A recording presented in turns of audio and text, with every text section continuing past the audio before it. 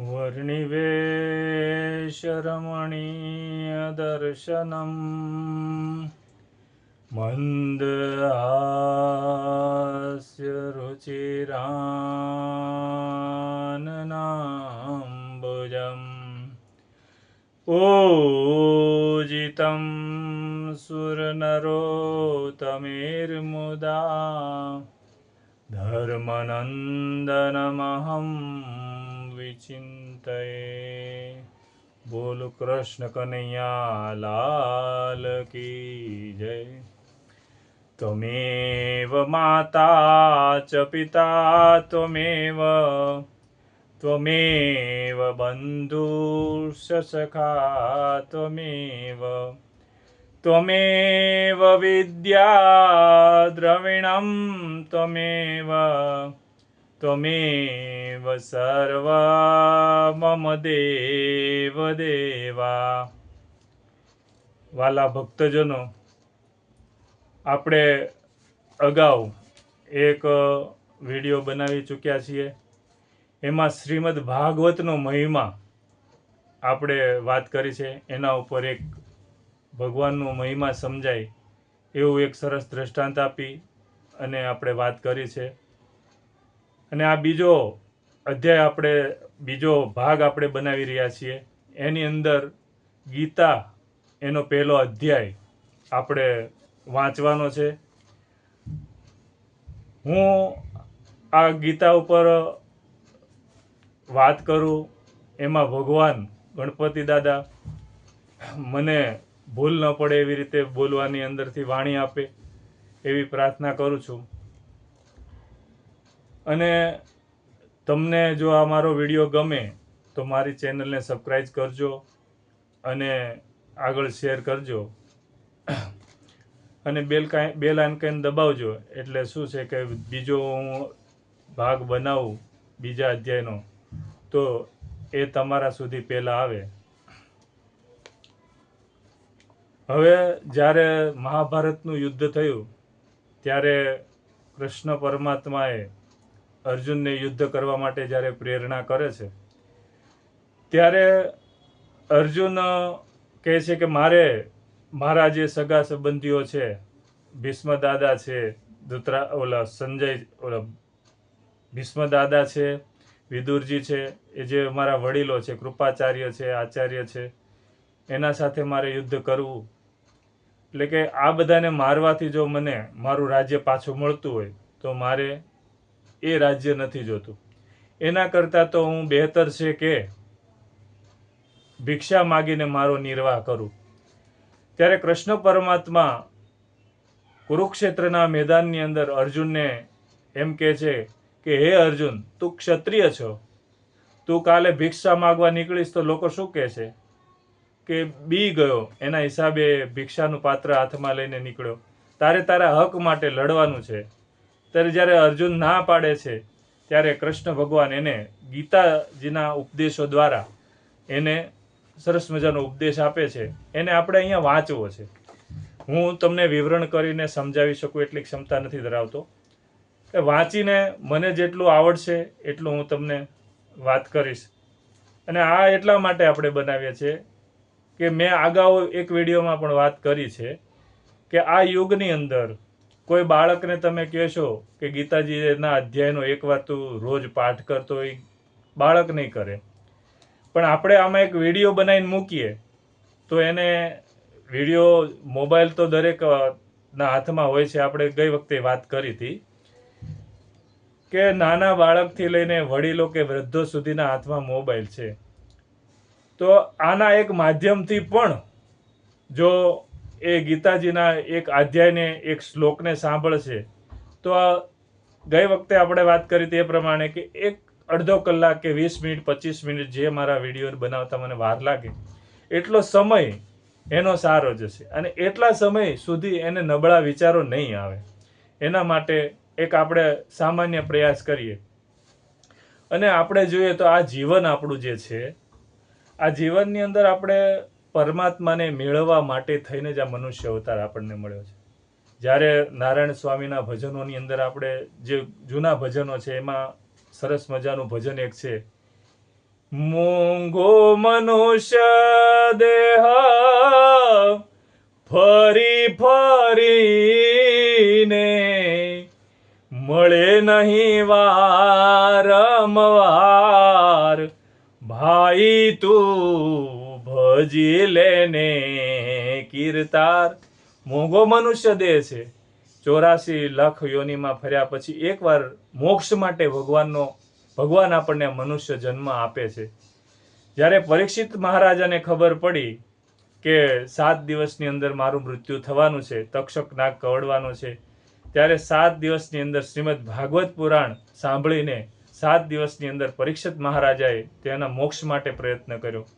તો આ ગીતાના માધ્યમથી આપણે આપણા મોક્ષ માટે, હું મારા મોક્ષ માટે, તમે તમારા મોક્ષ માટે 2 શબ્દ સાંભળી અને જીવનમાં ચરિતાર્થ કરવાનો કે એને વિચારવાનો પ્રયત્ન કરીએ. ઓમ શ્રી પરમાત્માને નમઃ. શ્રીમદ ભગવદ્ ગીતા પ્રથમ અધ્યાય. જ્યારે યુદ્ધ થવાનું હતું ત્યારે સંજયને ભગવાને દિવ્ય દ્રષ્ટિ આપી કે જે અત્યારે આપણે દૂરદર્શન કહેવાય જેને, ત્યારે સંજયને દ્રષ્ટિ આપી કે મહાભારતના મેદાનની અંદર કુરુક્ષેત્રમાં જે કંઈ યુદ્ધ થશે એને તું જોઈ શકીશ. એટલે દિવ્ય દ્રષ્ટિ એને આપી કૃષ્ણ પરમાત્માએ. એટલે એ બધો અહેવાલ ધૃતરાષ્ટ્રને સંજય સંભળાવે છે. ત્યારે ધૃતરાષ્ટ્ર બોલ્યા, હે સંજય, ધર્મભૂમિ કુરુક્ષેત્રમાં એકઠા થયેલા યુદ્ધના ઈચ્છુક મારા તથા પાંડુના પુત્રોએ શું કર્યું એ મને તું કહે. ત્યારે સંજય જવાબ આપે છે, તે વખતે રાજા દુર્યોધને વ્યૂહમાં ગોઠવાયેલી પાંડવોની સેનાને જોયા પછી દ્રોણાચાર્ય પાસે જઈને આ વચન કહ્યા. દુર્યોધન જે ધૃતરાષ્ટ્રના પુત્ર એ ભીષ્મ પિતા દ્રોણાચાર્ય પાસે જઈ અને વાત કહે છે કે આ પ્રમાણે સંજય ધૃતરાષ્ટ્ર મહારાજને એવું કહે છે કે દ્રોણાચાર્ય જે છે એમના પાસે જઈને આ પ્રમાણે કહે છે, હે ગુરુદેવ, આપના બુદ્ધિમાન શિષ્ય દ્રુપદ પુત્ર ધૃષ્ટધુમ્ય વડે વ્યૂહાકારે ઊભી કરાયેલી પાંડુપુત્રોની આ અત્યંત વિશાળ સેનાને જુઓ. દુર્યોધનને અભિમાન છે કે મારી જોડે કૃપાચાર્ય, દ્રોણાચાર્ય, ભીષ્મ પિતામહ એમ ભારત વર્ષના મોટા મોટા રાજાઓ જે મારી સાથે છે, એટલે મારો પરાજય નહીં થાય. એટલે દુર્યોધન દ્રોણાચાર્ય ગુરુદેવની આગળ જઈને વાત કરે છે કે આ બધાય જો મારી પાસે આટલા મહારથીઓ છે, એને તમે જુઓ. આ સેનામાં મોટા ધનુષ્યો ધારણ કરનારા તથા યુદ્ધમાં ભીમ અને અર્જુન જેવા શૂરવીર,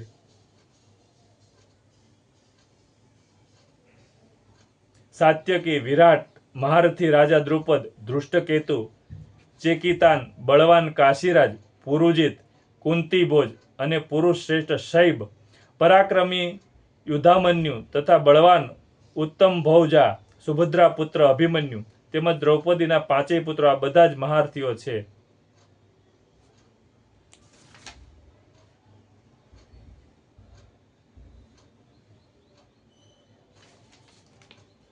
હે દ્વિજ શ્રેષ્ઠ, હવે આપણા સૈન્યમાં પણ જે, એટલે દુર્યોધન કહે છે કે સામાના પક્ષમાં આવા યોદ્ધાઓ છે.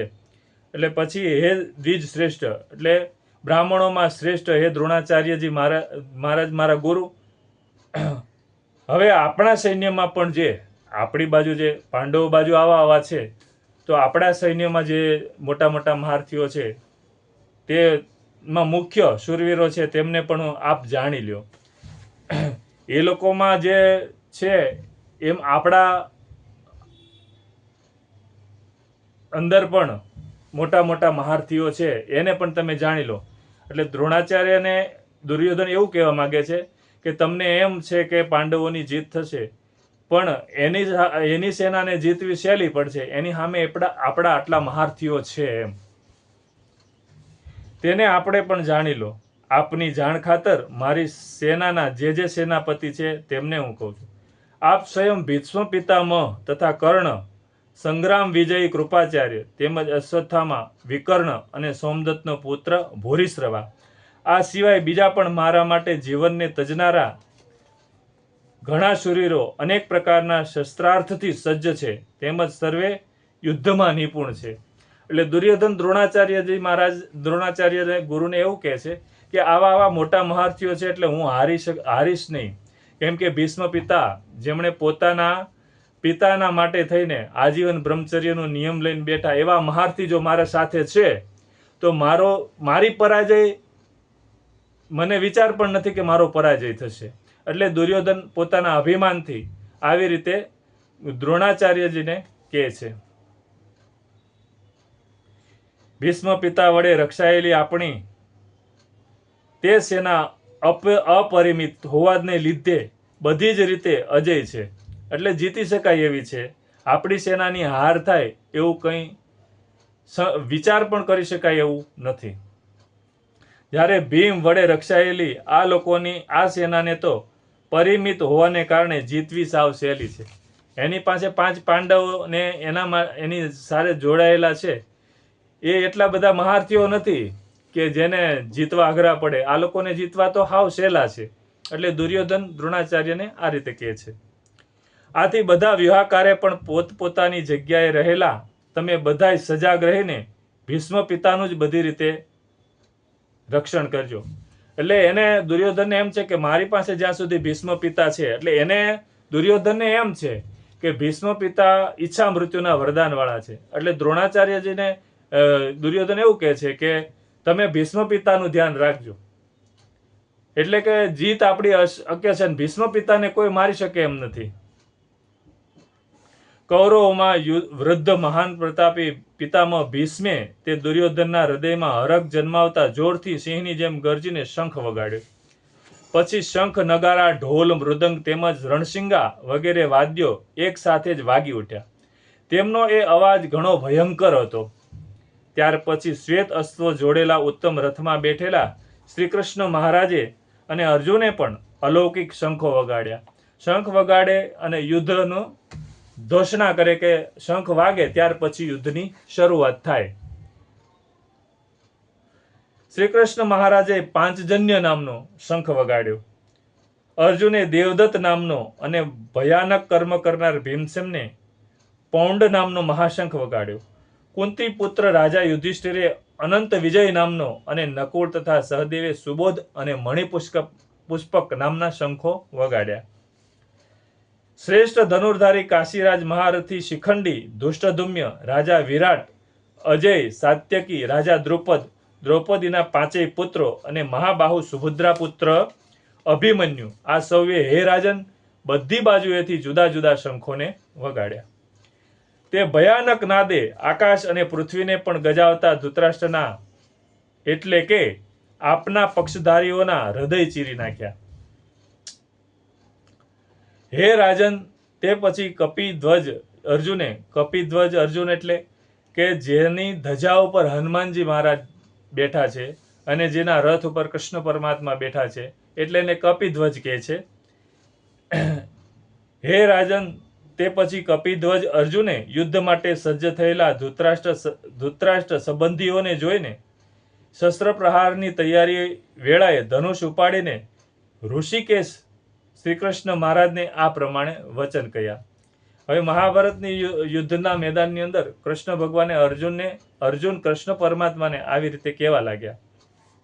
હે અચ્યુત, મારા રથને બંને સેનાઓની વચ્ચે ત્યાં સુધી ઊભો રાખો જ્યાં સુધીમાં રણભૂમિમાં ભેગા થયેલા યુદ્ધની અભિલાષા રાખનારા આ વિપક્ષી યોદ્ધાઓને સારી રીતે હું જોઈ ન લઉં કે આ યુદ્ધમાં મારે કોની સાથે લડવાનું છે એ હું જોઈ તો લઉં. અર્જુન ભગવાનના સારથી હતા. જ્યારે યુદ્ધની તૈયારી થઈ ત્યારે દુર્યોધન અને અર્જુન બે કૃષ્ણ પરમાત્મા પાસે મદદ માગવા માટે ગયેલા. ત્યારે કૃષ્ણ ભગવાન નિંદ્રાવશ હતા. ત્યારે અર્જુન કૃષ્ણ પરમાત્માના ચરણ પાસે બેઠા હતા અને દુર્યોધન એના કૃષ્ણ પરમાત્માના મસ્તક પાસે બેઠા હતા. ત્યારે પરમાત્મા જાગ્યા એટલે સીધા એને અર્જુન દેખાય છે. એટલે અર્જુનને પૂછે છે, પાર્થ તમે ક્યારે આવ્યા? તો કે કેશવ, હું તો તમે સૂતા હતા, ઘણો ટાઈમ થયો આવ્યો છું. ત્યારે દુર્યોધન વચ્ચે કહે છે કે હું પહેલા આવ્યો છું. એટલે દુર્યોધન અને અર્જુન બંને કહે છે કે અમે તમારી મદદ માટે આવ્યા છીએ. ત્યારે કૃષ્ણ પરમાત્મા કહે છે કે હું તમને બેનને મદદ કરી શકીશ, પણ તમે તમારે નક્કી કરવાનું છે. એટલે કે તમે જે માગો. ત્યારે દુર્યોધન કહે છે કે હું પહેલા આવ્યો છું, એટલે માગવાનો હક પહેલા મારે છે. એટલે કૃષ્ણ પરમાત્માએ એવું કીધું કે તું મોટો છે તો તારે એ અધિકાર પહેલા નાનાને આપવો જોઈએ કે નાનો પહેલા મારી પાસેથી જે જોઈએ માગી લે, પછી તું માગજે. તો કે નહીં, કે પહેલા હું આવ્યો છું એટલે માગવાનો હક પહેલા મારો છે. ત્યારે કૃષ્ણ પરમાત્મા કે પહેલા હું તમને ચોખવટ કરી દઉં કે હું એક બાજુ હું એકલો રહીશ અને એક બાજુ મારી 18 અક્ષરની સેના રહેશે. અને હું જેની બાજુ રહીશ એમાં હું એકલો જ રહીશ અને હું હથિયાર ધારણ નહીં કરું અને હું કોઈને મારીશ નહીં, યુદ્ધમાં લડીશ નહીં. એટલે પછી દુર્યોધન કૃષ્ણ પરમાત્માની 18 અક્ષરની સેના તેને માંગી લે છે અને દુર્યોધન વિદાય થાય છે. ત્યારે અર્જુન કહે છે કે તમે મારી સાથે છો, પછી મારે તો કોઈની જરૂર નથી. એટલે કૃષ્ણ ભગવાન કહે કે હું તમારા સારથી તરીકે તમારી હારે રહીશ. એટલે અર્જુનના સારથી બન્યા છે ભગવાન. એટલે તમે વિચાર કરો, જે અનંત કોટી બ્રહ્માંડનો રાજાધિરાજ પુરુષોત્તમ નારાયણ જે સારથીનું કામ કરે, એ આપણા માટે જો તો કેવી મોટી વાત કહે કે અર્જુન. આપણે તમે વિચાર કરો કે કોઈ મારુતિ લઈને જતો, કોઈ મોદી જેવા મોટા વડાપ્રધાન હોય, એને ત્યાં જે નોકરી કરતો હોય, એક ડ્રાઈવર હોય. એટલે આ તો વડાપ્રધાનનો એક સામાન્ય ડ્રાઈવર, એની જગ્યાએ આ તો પરમાત્મા જેના ડ્રાઈવર બને એને કોઈ ચિંતા હોય. એટલે ભગવાન સામાન્ય જે કામ કહેવાય, જે રથના સારથી તરીકેનું, એ કામ ભગવાન કરે છે, પણ એ પોતાના ભક્તને માટે. એટલે કહેવાનું એમ છે કે એ અર્જુન જ્યારે કૃષ્ણ પરમાત્માને કહે છે કે હે ભગવાન, હે કેશવ, કે મારે કોની સાથે લડવાનું છે, તે મારા રથને રણસંગ્રામના મેદાનની અંદર વચ્ચે લાવો, એટલે હું જોઈ તો લઉં કે મારે કોની સાથે યુદ્ધ કરવાનું છે. દુર્બુદ્ધિ દુર્યોધનનું યુદ્ધમાં હિત ઈચ્છનારા જે રાજાઓ આ સૈન્યમાં આવ્યા છે, તે સૌ યુદ્ધ કરનારાઓને હું સારી રીતે જોઈ તો લઉં, કે જે મારી સાથે સારી રીતે વાત કરનારા હતા એવા મહા મોટા રાજાઓ જે દુર્યોધનની સાથે જોડાયેલા છે, એને હું જોઈ તો લઉં કે એકવાર કે એ લોકો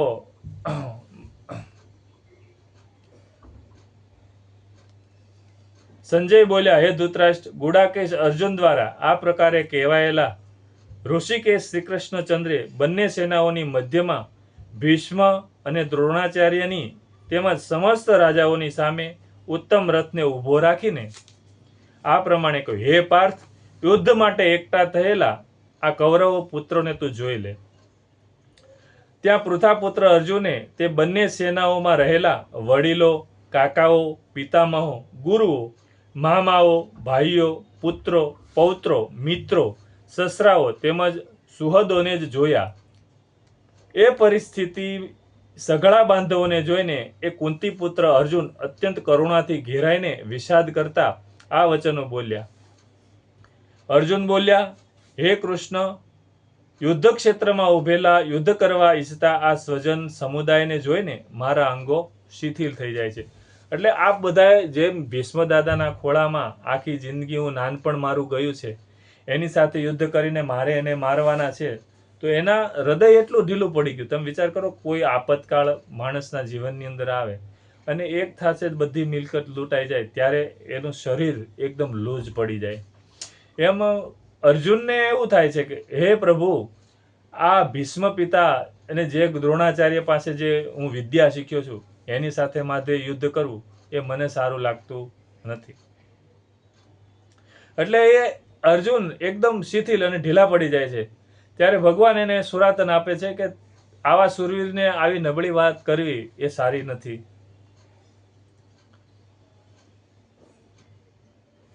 હે કૃષ્ણ, યુદ્ધ ક્ષેત્રમાં ઉભેલા યુદ્ધ કરવા ઈચ્છતા આ સ્વજન સમુદાયને જોઈને મારા અંગો શિથિલ થઈ રહ્યા છે. મારું મોઢું સુકાઈ રહ્યું છે તથા મારા શરીરમાં કંપારી અને રોમાંચ થઈ રહ્યો છે.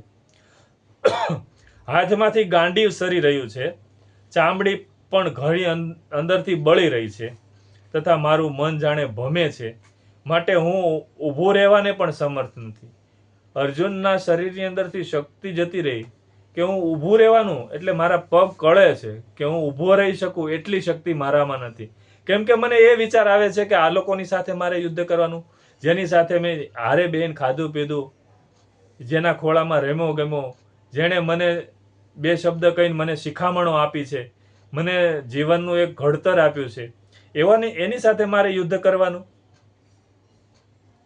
હે કેશવ, હું તો લક્ષણો પણ અવળા જ જોઉં છું અને યુદ્ધમાં સ્વજનોને મારીને મારું કલ્યાણ પણ નથી જોતો. આ મારા જે ભાઈઓ અથવા તો મારા ગુરુજનો, મારા વડીલો, એને મારીને મારું સારું થાય એવું મને દેખાતું નથી. હે કૃષ્ણ, હું તો વિજય ઈચ્છું છું કે ન તો હે કૃષ્ણ, હું તો ન વિજય ઈચ્છું છું અને ન તો રાજ્ય કે સુખ ઈચ્છું છું. હે ગોવિંદ, અમારે આવા રાજ્યનું શું પ્રયોજન અથવા આવા ભોગો અને જીવનથી પણ અમને શું લાભ છે? એટલે કે જો યુદ્ધની અંદર આ લોકોને માર્યા પછી મને જો એ રાજ્ય મળતું હોય તો એ રાજ્યને હું કોની સાથે બેસીને સુખ ભોગવું? દાખલા તરીકે આપણે જોઈએ કે કોઈ કુટુંબ પરિવાર છે, કોરોના કે કોઈ મોટા આપતકાળની અંદર કોઈ મરી ગયા અને પોતે એક જ જણ આખા પરિવારની અંદર બચ્યો અને કદાચ સરકાર તરફથી એને કરોડો કે લાખો રૂપિયા મળે, પણ એ લાખો રૂપિયાને એને કોની સાથે વાપરીને, કોની સાથે વાત કરીને એનો આનંદનો અનુભવ કરે? કેમ કે જેની સાથે રહીને જે આનંદ કરવાનો છે એ લોકો તો મરી જશે. પછી હું રાજ્યને લઈને કે કોઈ પણ સુખ મને મળશે તો એ સુખ હું કોની હારે રહીને ભોગવીશ એમ? અમે જેમના માટે રાજ્ય ભોગ સુખો ઈચ્છીએ છીએ તે જ આ બધા લોકો તો ધન અને જીવવાની આશા જતી કરીને યુદ્ધમાં સામે ઊભા છે. જેને માટે રાજ્ય અને ભોગ હું મેળવવા ઈચ્છું છું એ લોકો પોતાના જીવનની પરવા નથી કરી અને મોતને પસંદ કરી અને મારી સામે આવીને ઊભા છે. અહીં ગુરુજનો, વડીલો, પુત્રો તેમજ દાદા, મામા, સસરા, પૌત્રો, શાળા તથા બીજા બધા સંબંધીઓ જ છે. હે મધુસૂદન, હું અણાવ છતાં પણ આપણા 3 લોકનું રાજ્ય મેળવવા માટે પણ હું આ બધાને હણવા નથી ઈચ્છતો. તો પછી પૃથ્વી માટે તો શું જ કહેવું કે એક રાજ્યની તો કે હે પ્રભુ, તમે શું વાત કરો છો? કદાચ આખી પૃથ્વી અથવા 3 લોકનું રાજ્ય મને મળી જાય તો પણ આ લોકોને મારવાથી જો મને મળતું હોય તો મારે એ રાજ્ય નથી જોતું. હે જનાર્દન, ધૃતરાષ્ટ્રના પુત્રોને હણીને અમને કયો આનંદ મળશે? જે કાકા બાપાના દીકરાઓ છે એને મારીને અમને કયો આનંદ પ્રાપ્ત થશે? હે પ્રભુ, તમે આટલું તો વિચારો કે જેની હારે રમ્યા ગમ્યા છીએ એને મારીને મને કયું સુખ પ્રાપ્ત થવાનું છે? આ આતતાઈઓને હણીને તો અમને પાપ જ લાગશે, કેમ કે ભાઈઓને મારવાથી તો મને પાપ જ લાગવાનું છે. માટે હે માધવ, પોતાના જ બાંધવ ધૃતરાષ્ટ્ર પુત્રોને હણવા માટે અમે યોગ્ય નથી. પોતાના જ સ્વજનોને હણીને અમે કેમ સુખી થઈશું?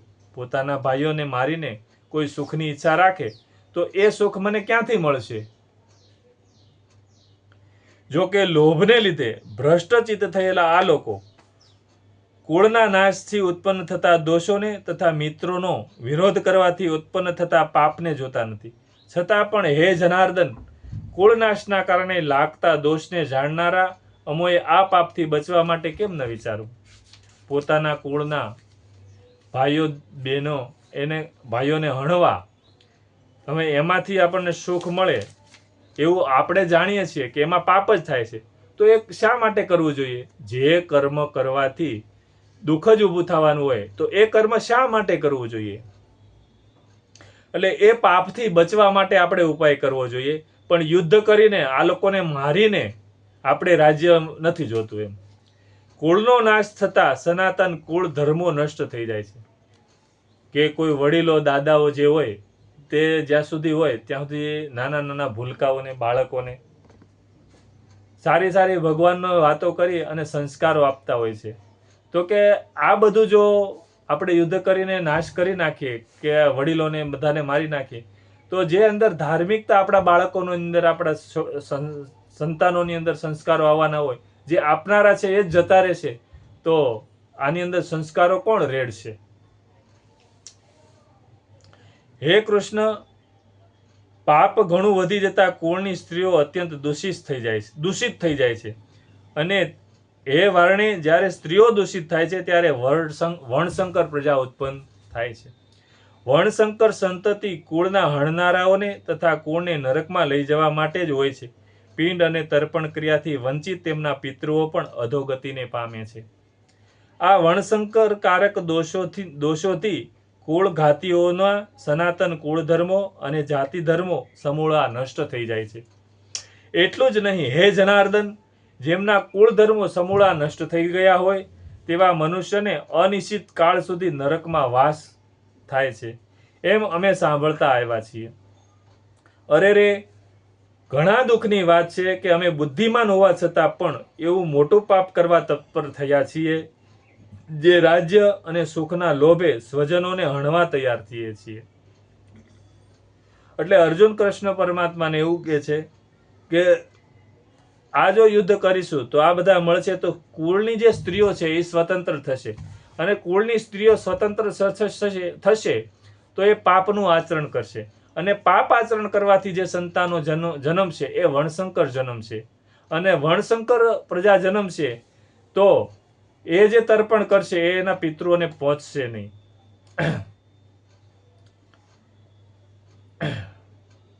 અરે રે, ઘણા દુઃખની વાત છે કે અમે બુદ્ધિમાન હોવા છતાં પણ કેવું મોટું પાપ કરવા તત્પર થયા છીએ.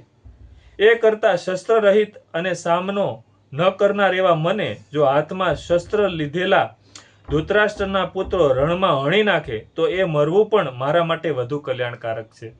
હવે અર્જુન કેટલા બધા ઢીલા થઈ ગયા છે ત્યારે આ શબ્દ બોલ્યા છે કે જો આ બધાને મારવાથી મને મળતું હોય તો કદાચ દુર્યોધન કે ધૃતરાષ્ટ્રના દીકરાઓ મને મારી નાખે તો એને હું વધુ સારું માનું છું.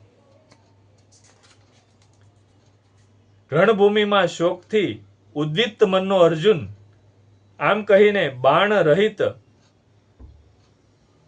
ધનુષ્ય તજીને રથના આગળના ભાગમાં બેસી ગયા. ઓમ તત્સદિતિ શ્રીમદ ભાગવત ઉપનિષદ બ્રહ્મ વિદ્યા યોગ શાસ્ત્રે શ્રી કૃષ્ણ અર્જુન સંવાદ વિષાદ યોગ નામે પ્રથમો અધ્યાય અર્જુન વિષાદ નામનો પહેલો અધ્યાય આપણે સમાપ્ત કરીએ છીએ. આ અધ્યાયની અંદર આપણે એ જોયું કે અર્જુન કૃષ્ણ પરમાત્માના કહે છે કે આ બધાને મારીને મને જે કંઈ સુખ મળતું હોય તો એ સુખ મારે જોતું નથી. હવે આપણે એક વાત કરીએ કે આ ગીતાજીની અંદર લગભગ હું માનું છું ત્યાં સુધી આપણે 18 અધ્યાય વાંચશું, સાંભળશું તો એની અંદર આપણે ઉપયોગમાં આવે એ બધી વસ્તુ આવી જશે. એટલે આપણે પહેલો ભાગ અહીંયા સમાપ્ત કરતા પહેલા એક નાનું દ્રષ્ટાંત આપણે સમજી લઈએ કે આપણે આ પૃથ્વી ઉપર આપણને પરમાત્માએ મોકલ્યા છે તો એ આપણા મોક્ષ માટે મોકલ્યા છે. તો જ્યાં સુધીમાં આપણા જીવનના અંદર છેલ્લા શ્વાસ છે ત્યાં સુધી આપણે પરમાત્માનું કથા વાર્તા કીર્તન સાંભળી અને આ જીવનની અંદર કંઈક વિચારથી સદવિચારોથી મનને નિર્મળ કરવું જોઈએ. કેમ કે જે કંઈ આપણને પાપના માર્ગે લઈ જઈ રહ્યો છે એ આપણા મનના વિચારો લઈ જઈ છે. એક સંત સરસ મજાને દ્રષ્ટાંત આપતા કે ગમે એવો તમે મકાન બનાવવા માટે મોટો પ્લોટ ખરીદો તો એ પ્લોટ જેવડો હોય એવડું તમે પ્લોટની અંદર મકાનનું બાંધકામ ન કરી શકો. એનાથી થોડું નાનું જ થવાનું છે. પછી તમે જેવડો બાંધકામ એની અંદર કરો એવડા મોટા તમે એની અંદર રૂમ ન બનાવો. રૂમ એના વિભાગ પાડો, બરાબર. પછી જેવડો તમારા રૂમો હોય એવડું પછી રસોડું ન હોય અને જેવડા પાછા રૂમ હોય તેવડું પાછો એનો દરવાજો ન હોય. પણ જેવડો તમારો દરવાજો હોય મકાનનો એવડું એમાં તાળું ન હોય અને જેવડું તાળું હોય એવડી તાળું ખોલવા માટેની ચાવી ન હોય. પણ બંગલાને બનાવ્યા પછી તમે ગમે ત્યારે બારગામ જાઓ તો એ બંગલાને બંધ કર્યા પછી એ બંગલાને ખોલવાનું કામ ચાવી જ કરે છે. એમ આપણે કોઈ પણ શાસ્ત્રના માધ્યમથી આપણા મનના વિચારોને શુદ્ધ કરવાના છે. એક કુંભાર હતો, એક સામાન્ય દ્રષ્ટાંત આપી અને આપણે આ વિડીયોને સંપૂર્ણ કરશું કે એ કુંભાર, એમને કોઈ સંતાન નહીં, એટલે એમને એક જીવનની અંદર એક મનમાં ખેદ રહ્યા કરે કે આપણે સંતાન નથી. એટલે આપણે પાછલી જિંદગીમાં જ્યારે આપણે શરીર કામ નહીં કરી શકીએ ત્યારે આપણે જીવનમાં તકલીફ પડશે. જો આપણી પાસે થોડી ઘણી સંપત્તિ હોત તો નોકરો ચાકરો રાખીને પણ આપણે પાછલી જિંદગી જે દુઃખની જે ઘડીઓ છે એ પસાર થઈ જાય. એવા વિચાર કરતા હતા. એ સમયની અંદર કોઈ સંત ગામની અંદર વિચરણ કરતા કરતા નીકળ્યા અને આ કુંભારો જે માટલા ઘડતા હતા એમના દરવાજે આવીને ભિક્ષાંદેહી કરીને ઉભા રહ્યા. ત્યારે એ કુંભાર બે પતિ પત્ની એ મહાત્માના ચરણોમાં દર્શન કરી અને પગે લાગીને કહે છે કે હે મહાત્મા, તમે અમારું કલ્યાણ ઈચ્છવા પધાર્યા છો, અમારા બહુ ભાગ્ય છે. ત્યારે મહાત્માએ કીધું કે તમે શું કામ કરો છો? ત્યારે કે અમે અમારો કુંભાર છીએ, અમે માટલા ઘડવાનો અમારો વ્યવસાય છે અને એનાથી અમે અમારું ગુજરાન ચલાવીએ છીએ. પણ અમને મહારાજ એક દુઃખ છે કે અમારને ભગવાને સંતતિ નથી આપી, એટલે કે અમને સંતાનનું સુખ નથી આપ્યું. ત્યારે મહાત્મા એવું કહે છે કે સંતાન જેના જીવનમાં હોય છે એને સુખ નથી એને પણ સુખ નથી. એટલે પરમાત્માનું એક આરાધન કરો, સુખ એમાં છે.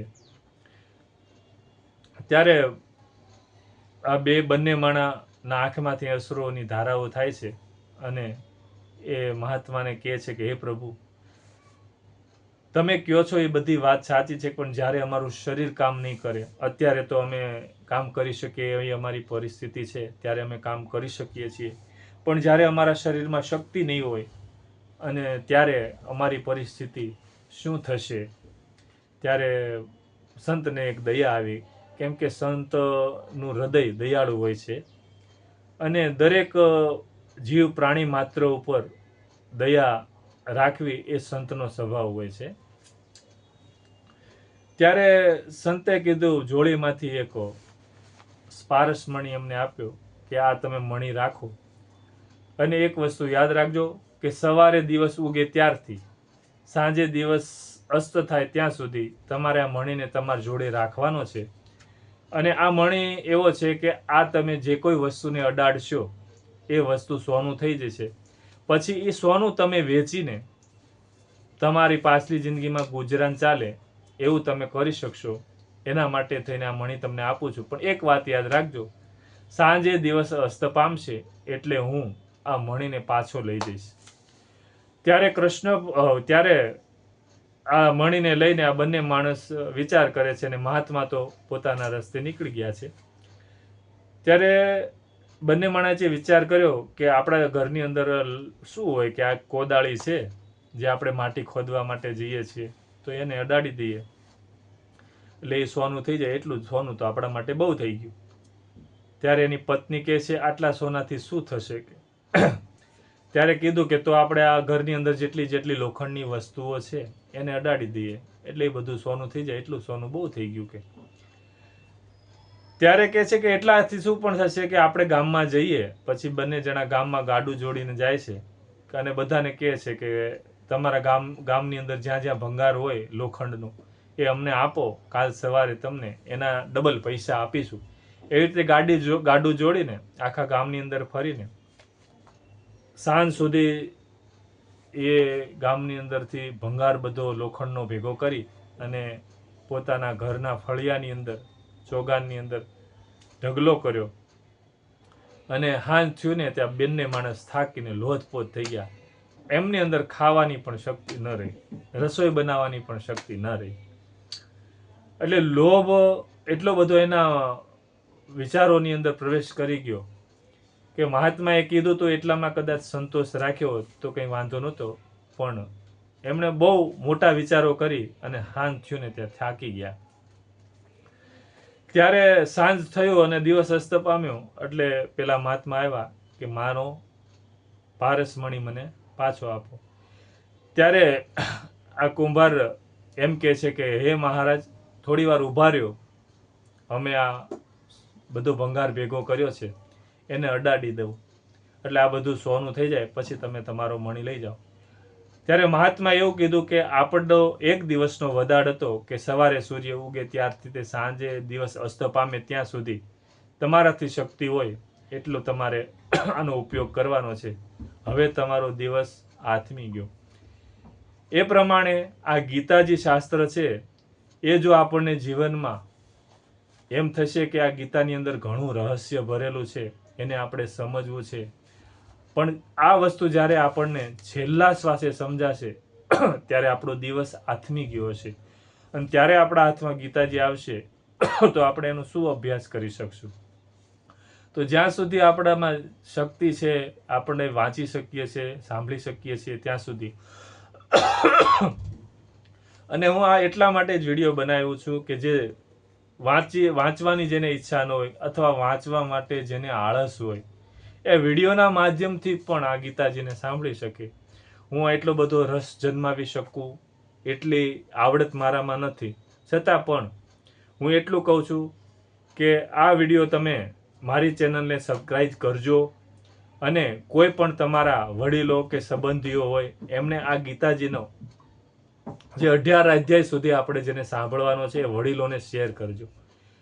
કેમ કે એક વિડીયો હું વારાફરતી મારી સમયની અનુકૂળતા પ્રમાણે હું મૂકતો જઈશ અને એને તમે ભાવથી અને પ્રેમથી સાંભળજો. અને હું તમને એમ કહું છું કે આનો એક પણ શબ્દ જો આપણા હૃદયને સ્પર્શી ગયો કે અંદર અસર કરી ગયો તો આપણું જીવન બદલી જશે. કેમ કે તમે જુઓ કે જંગલની અંદર કહે છે કે ચંદનના ઝાડ હોય છે.